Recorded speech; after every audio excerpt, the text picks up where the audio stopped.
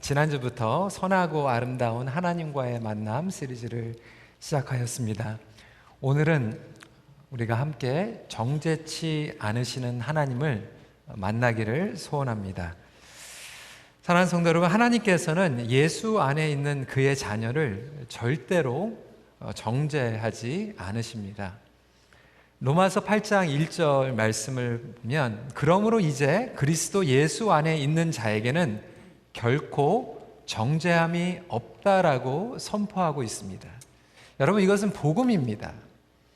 하나님께서 우리를 정죄치 않겠다고 하셨는데, 문제는 우리가 자꾸 서로를 그리고 스스로를 정죄하고 있다라고 하는 것입니다. 신앙생활을 처음 시작하시는 분들이나 이 복음에 대해서 모르시는 분들은 잘 모르니까 신앙생활을 이제 새로 시작했으니까 라고 설명하면 말이 되는데, 이 정죄하는 버릇은 이상하게 신앙생활을 오래 하고 교회 생활을 오래 하신 분들일수록 더 심해지는 것을 보게 됩니다. 그러다 보니까 교회 안에 복음의 기쁨과 자유함을 잃어버리고 서로를 무너뜨리는 경우들이 많이 있게 됩니다. 제가 고등학교 때 기억이 납니다. 고등학교 때 은혜를 받고 교회 가서 예배를 드리는 것을 참 기쁨으로 여겼습니다.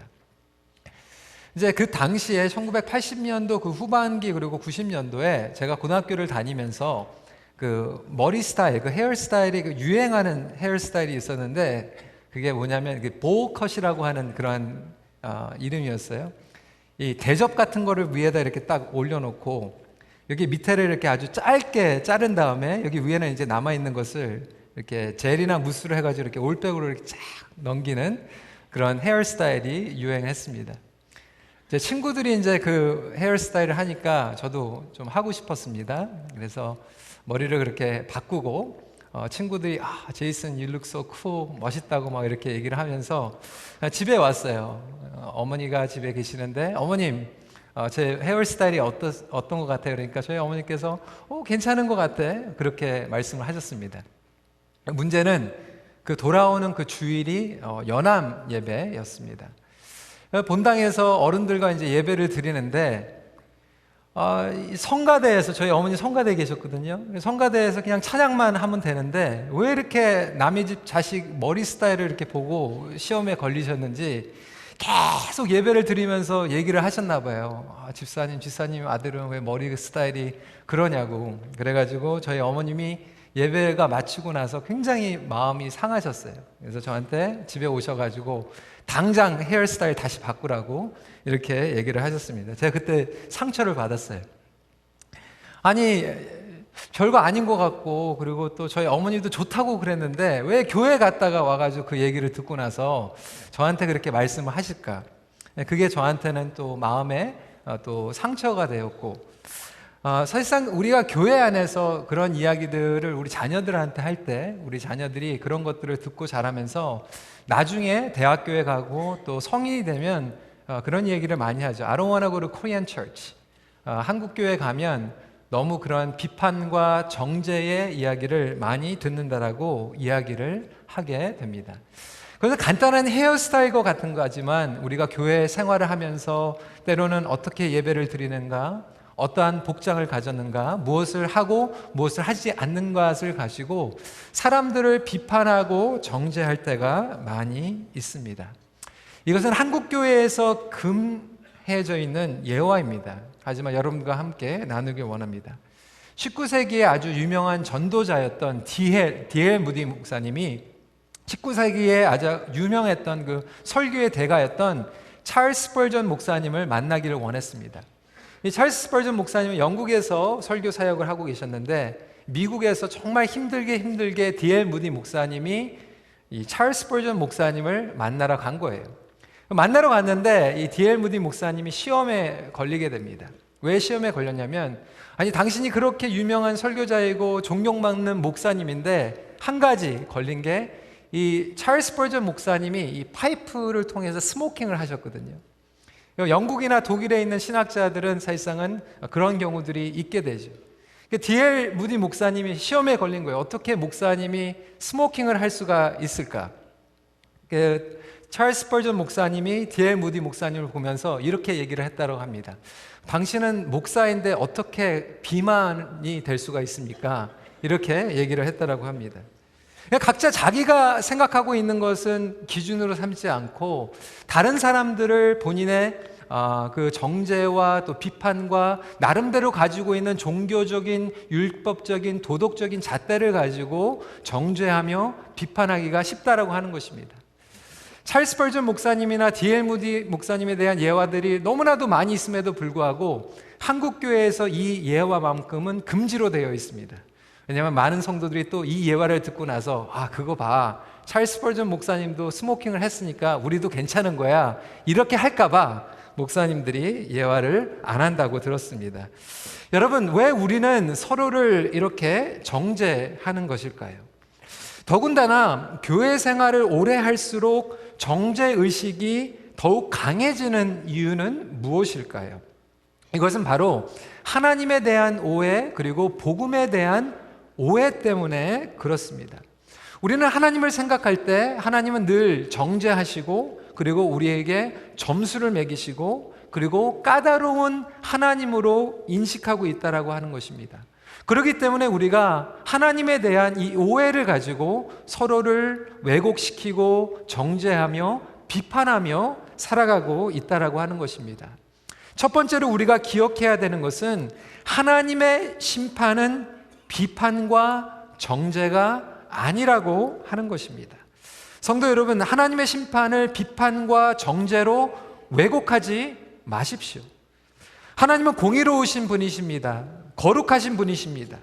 하지만 하나님의 공의와 그 거룩하심은 모든 것을 정확히 아시는 하나님의 심판으로 나오게 된다라고 하는 것이고, 하나님의 심판은 선한 것입니다. 물론 하나님은 선하시고 거룩하신 분이기 때문에 징계를 하십니다. 죄에 대한 심판이 있습니다. 그렇지만 하나님의 징계와 심판조차도 선하다라는 것을 우리는 반드시 기억해야 될 것입니다. 그런데 인간은 그 하나님의 심판을 부분적으로, 표면적으로만 보고 제대로 알지도 못하면서 왜곡시켜 버립니다. 그렇기 때문에 하나님의 심판은 선한 것이지만 인간의 비판과 정죄함은 악한 것입니다. 부분적으로, 표면적으로 알고 정죄하기 때문에 그것은 무너뜨리기 위한 동기로 하는 것입니다. 여러분, 오늘 본문에는 가늠한 여인 이야기가 등장을 합니다. 아무리 성경과 주석을 찾아봐도 이 여인이 결혼을 하였는지 아니면 약혼녀였는지 설명을 하지는 않아요. 결혼을 했는데 음행을 저지른 것인지 아니면 약혼을 했는데 다른 남자와 관계를 맺은 건지 설명은 되어 있지 않지만, 또한 이 문제를 보면 문제점이 또 발견이 되는데, 음행을 저질렀다면 그 현장에서 함께 있었던 남자도 붙잡아야 되는데 남자가 없다라고 하는 거예요. 바리새인과 서기관들이 이 간음한 여인을 데리고 왔을 때 그 동기는 뭐냐면, 잘못된 것을 제대로 해결하기 위한 동기가 아니었어요. 예수님을 함정에 빠지려고 했던 의도를 가지고 있었던 것입니다. 그것도 예수님께서 무리에게 말씀을 가르치고 있는 그 시간, 이 퍼블릭한 시간에 그것을 노리고 예수님을 함정에 몰아넣기 위해서 지금 가늠한 여인을 데리고 왔다라고 하는 것입니다. 이것은 하나님의 가르침과 심판을 왜곡해버리는 죄성을 가지고 찾아온 것이죠. 그리고 또한 사단은 끊임없이 우리의 죄성을 가지고 참소하려고 합니다. 요한계시록 12장 10절 말씀을 보면 사단이 참소자라는 것을 설명하고 있습니다. 다 함께 읽도록 하겠습니다. 시작. 우리 형제들을 참소하는 자, 곧 우리 하나님 앞에서 밤낮 참소하던 자가 쫓겨났고 라고 이야기하고 있습니다. 이게 뭐냐면 저와 여러분들이 나름대로 악한 부분들이 있다라고 하는 거예요. 우리가 하나님의 선하심을, 하나님께서 우리를 온전히 심판하시는데 그것을 왜곡하여서 임의적으로 표면적으로 정죄하고 비판하는 것을 사단이 이용해서 참소하고 있다라고 하는 것이죠. 그렇다면 우리의 어떠한 연약함을 이용해서 사단이 끊임없이 참소하고 있을까요? 세 가지가 있습니다. 첫 번째로는 불안감이에요. 항상 불안하고 지적당하는 것 같은 신앙생활. 어떤 성도들은 좋은 일이 생기면 굉장히 불안해합니다. 이렇게 좋아도 되는가? 이렇게 행복해도 되는가? 마치 하나님께서는 우리가 좋아하고 행복하고 그러한 평탄한 일들이 생기면 마음이 그냥 안 좋으셔가지고 안절부절하면서 어떻게 하면 좀 벌을 줄까? 우리가 어떻게 하면 좀 고생하게 할까? 그런 좋은 것들을 빼앗아 가시는 하나님같이 생각하다 보니까 신앙생활을 늘 조마조마하면서 불안감 가운데에서 하시는 분들이 있어요. 그러다 보니까 나의 삶 가운데에서도 불안감에 젖어들어서 신앙생활을 하게 되고, 다른 사람들이 좀 행복한 것 같으면 뭔가를 꼭 찾아내려고 해요. 교회가 좋다, 목장이 좋다, 예배가 좋다, 아니면 누가 좋다 이렇게 하면 어떻게 해서든지 좀 뭔가 문제점을 좀 끄집어내려고 하는 그러한 불안감 가운데에서 사단이 이용하고 그것을 참소하는 경우들이 있다라고 하는 것입니다. 두 번째로는 낮은 자존감을 통하여서 사단이 참소하게 됩니다. 채워지지 않는 그 내면의 세계가 있다라고 하는 거예요. 그리고 자기가 문제가 해결되지 못한 부분들이 있다라고 하는 거예요. 때로는 우리가 벽에 부닥치고 실패하고 어려운 가운데 있고 나의 자괴감이 있을 때 다른 사람들을 동일하게 공격하고 비판하며 정죄하는 경우들이 있게 됩니다. 제가 한국에서 캐나다에 왔을 때 이제 고등학교 9학년부터 시작을 했습니다. 고등학교 9학년에 들어가서 영어를 못하니까 참 힘들었습니다. ESL 9학년, ESL 10학년, 11학년, 12학년 뭐 이렇게 하게 되는데 당연히 뭐 한국에서 왔으니까 영어를 못하는 것은 당연하겠죠. 근데 학교에 가니까 마음 가운데 힘들었던 부분이 뭐냐면 한국이나 이제 외국에서 이렇게 새로 캐나다나 미국에 오게 되면 그 별명이 있습니다. 뭐냐 그러면 FOB, 여러분 들어보셨는지 모르겠어요. Fresh up the boat, 지금 막 건너온 사람. 그래서 FOB이라고 이렇게 놀리는 경우들이 있었어요. 근데 학교에 가니까 백인들이 이렇게 FOB이라고 이렇게 놀리는 게 아니에요. 그러니까 중국이나 이 한국에서 온 2세들 중에서 소수의 아이들이 막 이렇게 놀리는 거예요. 그때는 제가 이해가 안 갔어요. 쟤네들의 부모님들도 분명히 FOB이었을 텐데, 쟤네들의 부모님들도 분명히 이렇게 영어를 잘 못하고 나보다도 더 힘들어 했을 텐데 왜 쟤네들은 그런 문제를 보고 힘들어 했으면서도 왜 학교에 와가지고 똑같은 그런 인종의 사람들을 놀릴까 생각을 했는데, 지금 생각해 보니까 그들이 그 문제 가운데에서 자유하지 못했던 거예요. 자기네들이 어렸을 때 데이케어 가고 그리고 프리스쿨 가고 킨더가든 가면서 영어를 못한다고 친구들한테 놀림을 다 받다 보니까 사춘기가 지나면서 자기 친구들한테 나는 아니다, 나는 FOB이 아니다라는 것을 증명하기 위해서 오히려 지금 막 건너온 사람들을 놀리면서 자기들을 차별하려고 했던 그런 마음의 동기가 있었다는 것을 느끼게 되었습니다. 여러분, 우리가 다른 사람들을 비판하고 정죄하는 가운데에서는 사실상 많은 부분은 내가 힘들고 내가 인생이 힘들고 내가 상처받고 내가 자괴감이 들어서 다른 사람들을 그것을 통하여서 정죄하고 비판할 때가 너무나도 많이 있다라고 하는 것입니다. 세 번째로는 자기의 의를 통하여 드러내려고 할 때 사단은 참소를 하게 됩니다. 내가 불안합니다. 하나님을 의지하는 것이 신앙이고 하나님을 의지하는 것이 겸손인데 그것보다는 내가 율법적으로 도덕적으로 어떠한 방법을 의지하는 것이 어떻게 보면 종교적으로 더 쉬울 수 있다라고 하는 거예요. 내가 정해진 것을 하나님 앞에 드리고 내가 정해진 시간을 기도하고 말씀을 묵상하고 말씀 가운데서 인간적으로 순종하는 것 같으면 오히려 그것이 나의 의로 착각이 될 수 있다라고 하는 것입니다. 여러분, 오해하지 마십시오. 말씀 순종해야 됩니다. 예배 드려야 됩니다. 우리의 삶을 헌신을 해야 되는 것입니다. 그렇지만 우리가 아무리 삶을 헌신한다고 해서 신앙생활이 저절로 하나님의 의를 쌓는 것은 아니라고 하는 것입니다. 아무리 노력해도 쌓을 수 없는 것이 하나님의 의인 것입니다. 그리고 우리는 예수 그리스도를 온전히 겸손하게 의지할 때 나아갈 수 있다라고 하는 것입니다. 그럼에도 불구하고 우리는 자꾸 인간적으로 내가 무엇을 함으로써 나의 의를 쌓으려고 하고, 그것은 결국 영적인 교만함으로 다른 사람들의 잘못된 것들을 지적하게 됩니다. 죄책감과 불안감으로 다른 사람들을 정죄하는 것이 바로 인간의 죄성이라고 하는 것입니다. 여러분, 그래서 인간은 누구나 다 자기가 해결되지 않은 부분을 힘들어하기 나름입니다. 여러분, 재정적으로도요, 가룟 유다, 본인이 재정적으로 자유하지 못하니까 결국 향유 옥합을 깨뜨리며 예수님께 헌신하는 것을 가지고 공격합니다. 비판합니다. 정죄합니다. 제가 이것을 한번 경험을 했어요. 제 아내와 결혼을 하고 나서 LA 가가지고 신학교에 다니면서 고등부 전도사로 사역을 했습니다. 고등부 전도사가 되니까 이제 고등부 아이들을 데리고 수양회에 갔어요. 수양회 가니까 아이들이 뭐 서로 엄청 친해지잖아요. 친해지고 또 예배도 드리며 은혜도 받고 서로 기도도 해주고. 근데 예배를 드리는데 그냥 고등학교 아이들이 남자아이도 있고 여자아이들도 있는데 이렇게 섞어서 앉아서 예배를 드리고 있었습니다. 어느 여선생님이 저한테 와가지고 막 화를 내는 거예요. 목사님, 어떻게 고등부 아이들을 이렇게 같이 앉을 수 있게 하냐고. 따로 앉게 해야지. 남자애들은 따로, 여자애들은 따로 이렇게 해야지. 아이들이 괜히 예배 드리다가 이성에 이렇게 유혹돼가지고 예배에 집중을 못하면 어떻게 하냐고.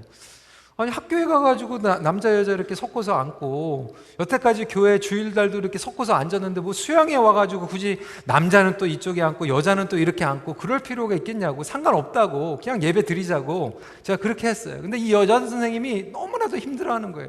전사님이 애들 괜히 그냥 섞어서 앉게 해가지고 딴 생각하게 하고 유혹받게 한다고 막 이렇게 얘기를 하는 거예요. 그래서 제가 그게 좀 이해가 안 됐습니다. 나중에 알고 보니까 이 여자 선생님이 결혼도 하지 않았는데 어떤 남자 청년하고 이렇게 같이 동거를 하고 있었고 육체적인 관계를 맺고 있었던 것을 제가 나중에 알고 나중에 상담을 하면서 또 고백을 받게 되었습니다. 본인이 너무나도 그게 괴로우다 보니까 본인이 그것이 해결이 안 되니까 고등부 아이들의 그 예배 드리는 그 자리를 가지고 계속해서 지적을 하고 공격하는 모습을 제가 실제적으로 경험을 하게 되었습니다. 여러분, 이러한 비판이나 정죄는 얼마든지 정당성을 찾아낼 수 있어요. 하지만 그 정당성보다 더욱더 중요한 것은 마음에 있는 동기라고 하는 것입니다. 그것이 사람을 세우려고 하는, 그리고 공동체를 세우려고 하고 있는 그러한 동기인가, 아니면 무너뜨리게 하는 동기를 가지고 있는가. 오늘 말씀에 드러난 이 서기관과 바리새인은 이 간음한 여인을 회복시키겠다, 아니면 하나님의 영광을 드러내겠다라는 그런 동기가 전혀 없고, 어떻게 하면 예수님을 무너뜨리고 이 여인을 정죄할 것인가의 동기를 가지고 있었다고 하는 것입니다. 여러분, 정죄는 심판이 아니라 비판입니다. 하나님의 심판은 선하지만 비판은 악한 것입니다. 그럼에도 불구하고 우리는 죄에 대한 오해를 가지고 있어요. 한국교회 많은 분들이 죄에 대해서 얘기하면 무엇을 하라, 하지 말라라는 기준으로 이해를 합니다. 죄는 무엇입니까? 하라는 것을 하지 않았을 때 죄고, 하지 말라고 했던 것을 하였을 때 죄라고 우리는 이러한 수준으로 이해를 하게 됩니다. 근데 여러분, 성경으로 말하면요, 죄의 핵심은 뭐냐면 불신입니다. 선하신 하나님의 뜻을 불신하는 것, 하나님의 의도를 불신하는 것. 분명 하나님께서 아담과 하와에게 에덴 동산에서 선악과를 따먹지 말라고 하였지만 그곳의 죄의 핵심은 뭐냐면 하나님의 선하신 그 뜻을 트위스트하는 거예요. 왜곡하는 거예요. 하나님의 그 뜻은 너에게 좋은 것을 주지 않게 하려고 하는 뜻이야. 하나님의 선하심을 왜곡하는 것이 죄의 핵심이라고 하는 거예요. 무엇을 하였고 무엇을 하지 않았고보다 더 중요한 죄의 뿌리는 하나님을 불신하는 것입니다. 하나님의 선하심과 하나님의 인자하심과 하나님의 은혜와 하나님의 공의로우신 심판조차도 우리가 불신하고 내가 내 손으로 심판하는 것 자체가 악한 것입니다. 그래서 요한복음 16장 9절 말씀 한 목소리로 읽도록 하겠습니다. 시작. 죄에 대하여라 함은 그들이 나를 믿지 아니함이요. 죄라고 하는 것은 예수님을 믿지 못하는 거예요. 성도 여러분, 예수 그리스도께서 우리를 위하여서 이미 죄의 심판을 받으신 줄 믿으시기 바랍니다.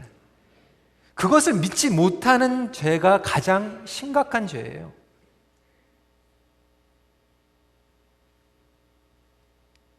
늘 비판과 남을 정죄하는 그 내면을 깊숙이 살펴보면 하나님을 신뢰하지 못하는 그 불신앙의 뿌리가 있다라고 하는 거예요.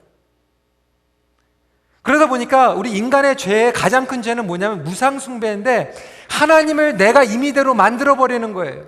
에덴 동산에 죄가 들어오고 나서 인간은 끊임없이 그 죄 때문에 하나님을 자기 마음대로 만들어버려요. 황금 송아지를 만드는 것처럼 하나님을 어떻게 만드냐면 하나님은 내가 싫어하는 것을 싫어하시는 하나님이고 하나님은 내가 좋아하는 것만 좋아하는 하나님이에요. 그러니까 예배를 드리면서도 내가 못마땅하면 하나님은 그 예배 안 받으시는 거예요. 내가 좋아하는 거면 그 좋아하는 것만 하나님이 예배 받으시고 영광 받으시는 하나님이. 여러분, 그런 하나님은 없으십니다. 여러분 어떻게 생각하세요? 끊임없이 우리가 살아가면서 우리가 인간적인 생각과 기준을 가지고 비판하고 정죄하면서 살아간다라 하면 나중에 예수님을 만났을 때 예수님께서 그래 잘했다 착하고 충성된 종아, 네가 너의 비판하고 정죄하는 그 은사를 너무나도 충성하게 잘 사용했구나. 예수님께서 그렇게 칭찬하실까요?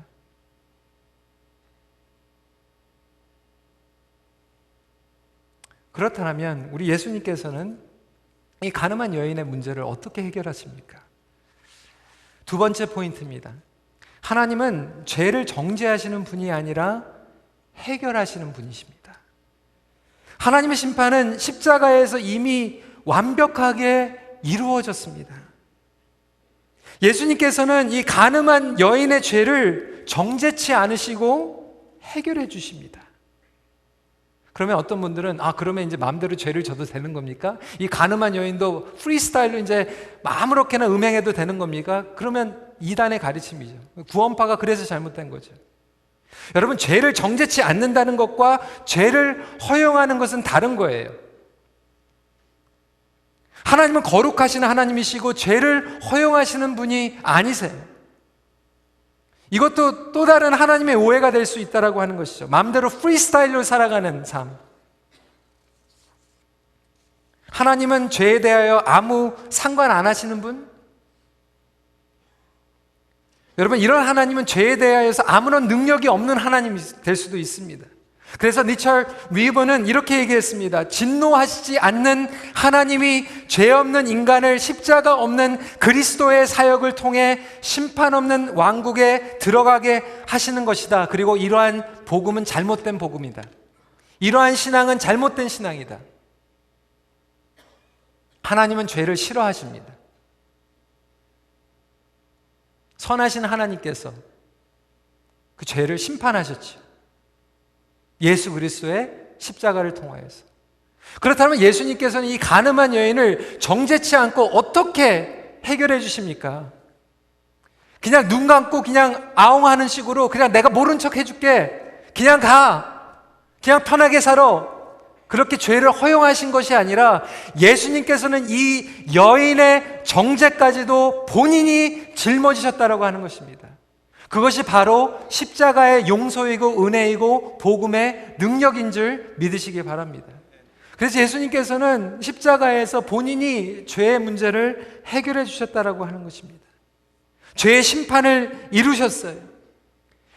마지막 최후의 심판의 날에는 우리가 예수 그리스도 안에 있는가를 보신다라고 하시는 것입니다. 하나님의 심판을 왜곡시키는 이유는 십자가에 대한 오해 때문입니다. 여러분, 십자가는 용서와 은혜의 능력입니다. 그리고 하나님의 공의가 완전히 해결된 곳임을 믿으시기 바랍니다. 오직 믿음으로 의롭게 되고 거룩하게 됨을 믿으십니까? 여러분, 십자가 안에서 죄사함을 받았음을 믿으십니까? 예수님께서 우리를 정죄치 않은 것을 믿으십니까? 근데 왜 우리가 임의로 계속 하나님의 자리에서 다른 사람들을 심판대에 올립니까? 하나님께서도 정죄치 않는 사람들을 왜 우리가 임의대로 우리가 비판하고 정죄하면서 그 사람들을 그렇게 2번 죽입니까?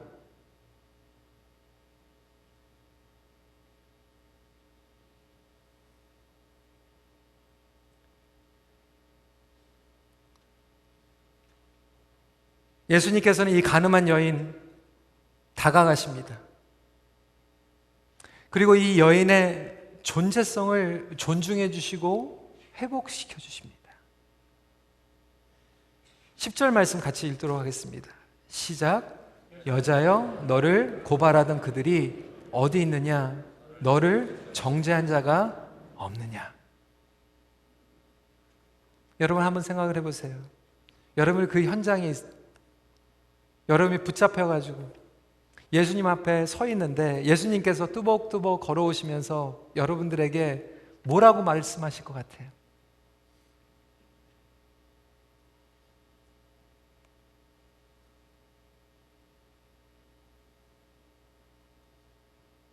이렇게 말씀하실 것입니다 라고 생각하는 그 모습이 여러분들이 만들어낸 하나님의 모습일 수 있다라고 하는 거예요. 성경에서 드러나고 있는 예수님 하나님의 모습은 뭐냐면 여자여.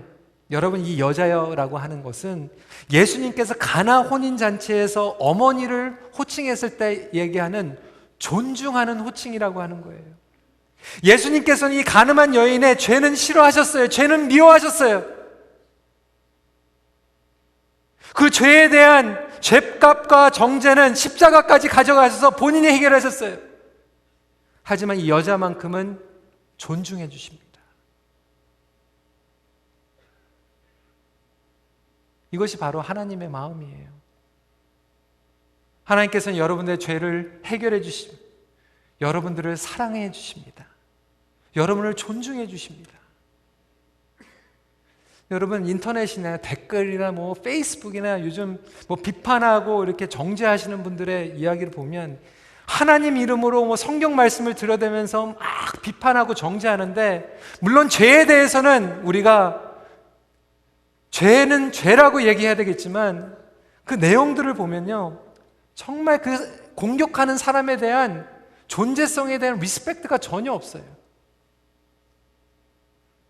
하나님은 그 사람을 사랑하고 그 사람을 위하여서 독생자 예수 그리스도를 보내주시고 회복시켜 주셨는데도 불구하고 그 사람을 향하여서 존경하고 존중하고, 그 사람도 하나님의 형상으로 창조받았고 예수 그리스도의 그 보혈의 능력으로 회복받은 존재로 존중하는 그런 사랑이 전혀 없다라고 하는 거예요. 여러분, 그런 마음은 하나님께서 절대로 기뻐하시지 않으십니다. 온전히 죄를 해결받은 사람은 그 은혜가 감사해서 죄를 싫어하게 돼요. 제가 아까 말씀드린 것 같이 정죄하지 말고 비판하지 말라고 해서 마음대로 내가 이제 죄를 짓는 것이 아니라, 여러분, 이 여인은 예수 그리스도 안에서 회복을 받았고 해결을 받았고 존중을 받았기 때문에 여러분 가가지고 프리스타일로 사는 것이 아니라 더 이상 죄를 짓지 않는 거룩의 삶을 살아갈 수 있다라고 하는 것입니다. 진정한 변화의 삶을 살아가게 되는 거예요. 예수님은 이 여인에게 그렇게 얘기했어요. Go sin no more. 죄를 범하지 말라. 예수님께서 해결해 주셨기 때문에.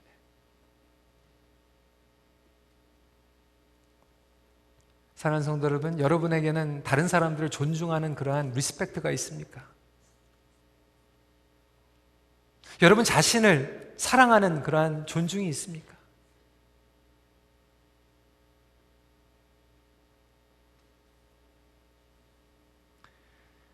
해결받지 못한 우리의 마음이 다른 사람들을 존중해 주지 못하는 거예요. 마지막 포인트입니다.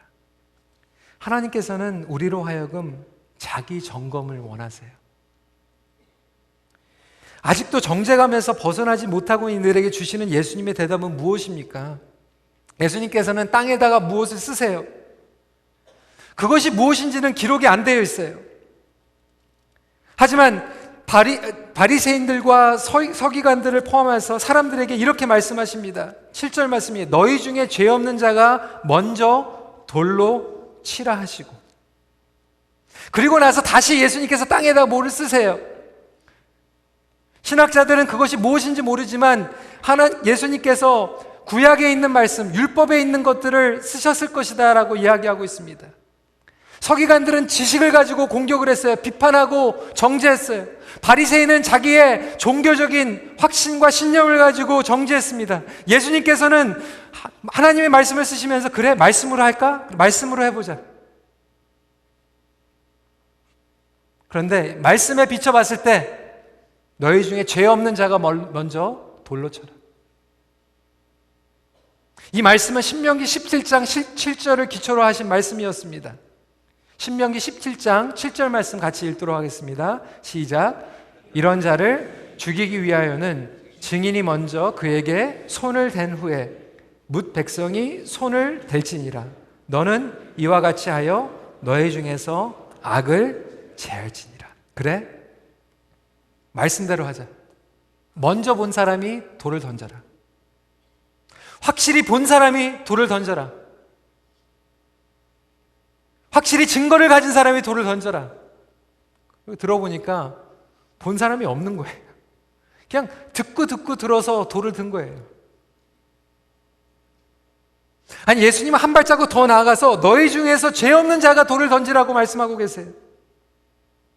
자기의 의의를 드러내고 교만한 자들을 향하여 말씀하신 것입니다. 그래? 말씀으로 해볼까? 말씀으로 해보자. 그때에 양심의 가책을 느껴서 누구부터 자리를 떠나죠? 오늘 성경 말씀을 보면 어른들부터 젊은이들까지 돌을 내려놓고 떠나게 됩니다. 여러분, 신앙의 성숙도는 무엇으로 측정합니까? 지난주에는 하나님의 선하심을 얼마만큼 맛보았는가로 신앙의 성숙도를 측정할 수 있다고 했습니다. 오늘 말씀을 보면 또 다른 측정도가 있는데 무엇이냐면 얼마만큼 자기를 먼저 볼 수 있는가. 오늘 말씀에 보니까 어른들이 자기 먼저를 보는 거예요. 말씀으로 해보니까 자신들도 다 죄인이거든요. 자기의 죄를 먼저 볼 수 있는 사람이 성숙한 사람이에요.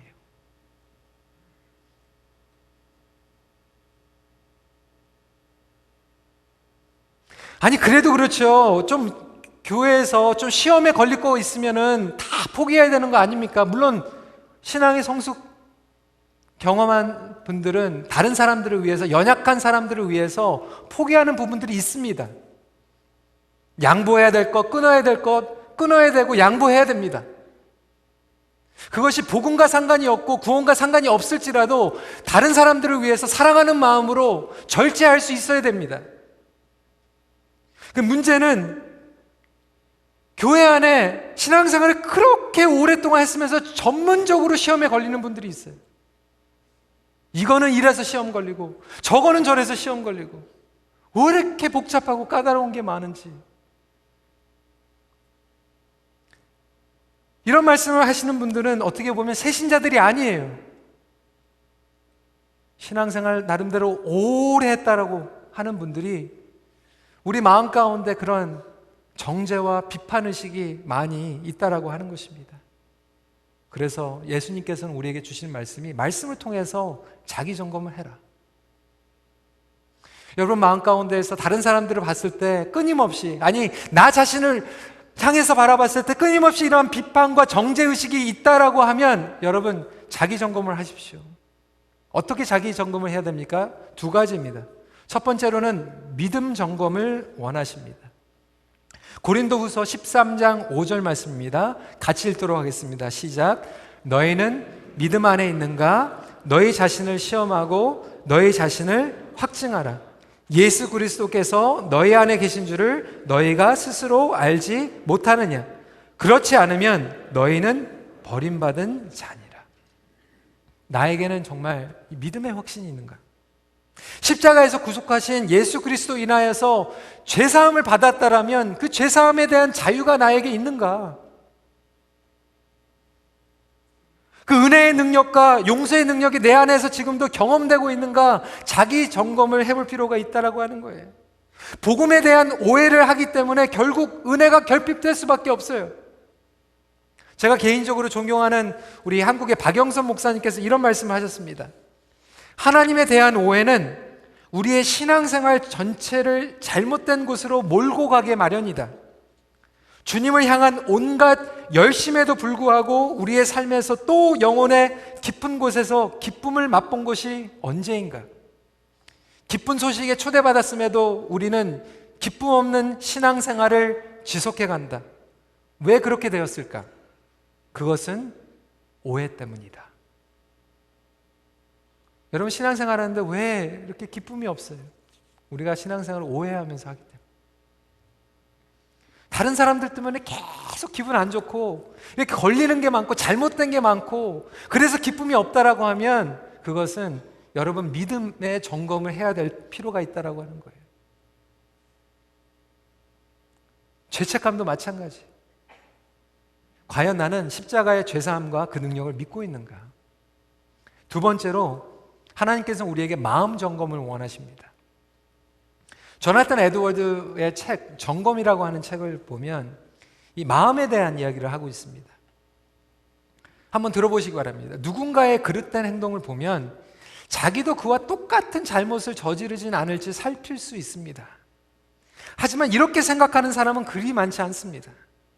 왜냐하면 사람들은 대부분 비슷한 잘못을 저지르면서도 다른 사람의 행실만 지적하고 비난하기를 좋아하기 때문입니다.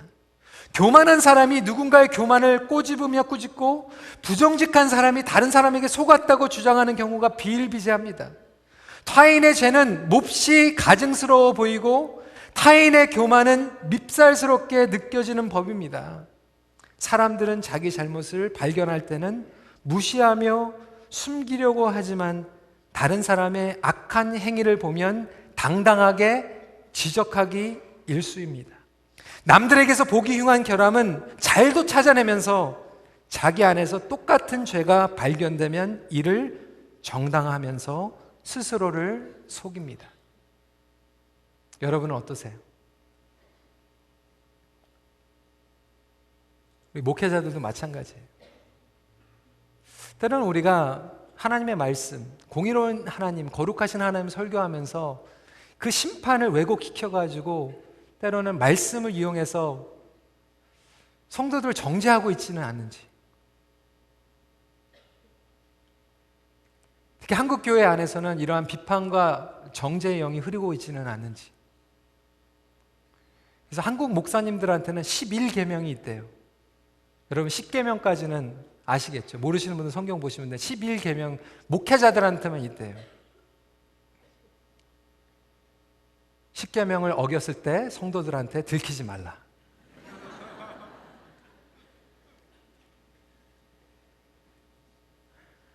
그게 바로 저와 여러분들의 모습이에요. 과연 내 마음의 상태는 어떤가? 결국 나의 믿음과 나의 마음에 은혜가 떨어진 거예요. 은혜와 기쁨이 충만하면요, 옆에서 그냥 그런 거 가지고 시험에 안 걸립니다. 그런데 은혜와 기쁨이 떨어지니까 내 마음에 사단이 뿌리고 간 그 정죄와 참소, 비판의 유혹에 걸려들이는 거예요. 못마땅한 게 많은 거예요. 다른 사람들이 향한 온전한 주님의 마음을 갖는 게 힘들어지는 거예요. 하나님의 선하신 사랑과 기쁨과 감사가 여러분 마음 가운데 충만히 거하시길 주님의 이름으로 축원합니다. 잠언서 27장 19절 말씀은 함께 읽고 말씀 마치도록 하겠습니다. 시작. 물에 비추면 얼굴이 서로 같은 것 같이 사람의 마음도 서로 비치느니라. 정죄치 않으시는 하나님 안에서 믿음의 담력과 너그러움을 누리십시오. 같이 기도하도록 하겠습니다.